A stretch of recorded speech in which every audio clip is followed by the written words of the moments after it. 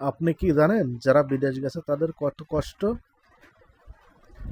কারণ যারা টাকা পয়সা দিয়ে বিদেশ গেছে, এই যে লোকজনের ভিড়ে কত লোকজন, কত আত্মস্বজন সবার সব আছে, সব ছাড়িয়ে সেই মালয়েশিয়া যা পড়ে আছে, এত কষ্ট করে করে কামাই রুজি করে বাড়িতে পাঠায়।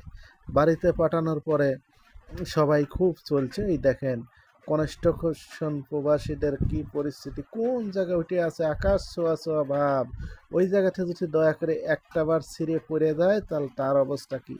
এত কষ্ট করে টাকা পয়সা কামাই করে যখন বাসায় দেয় তখন সবাই তাকে ভালোবাসে, বাপ ভাই আত্মীয় স্বজন পাড়া প্রতিবেশী সবাই তাকে ভালোবাসে। শ্বশুর বাড়ি শালা সমুন্দি বোর ভাই শ্বশুর সকলে ওরে বাপরে আদর, আদরের শেষ নাই। যখনই 2 মাস 4 মাস বেতন দিতে পারে না তখন আর তাকে কেউ দেখতে পারে না।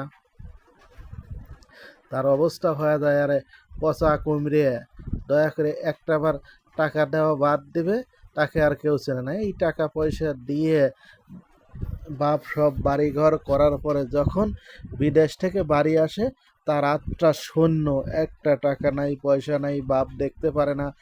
চলে আসলে কি সমাচার, আর সব তার ছাড়ি দিয়ে বসে থাকে। সে যে সারা জীবন দিছে এ কথা সব তারা ভুলে যায়।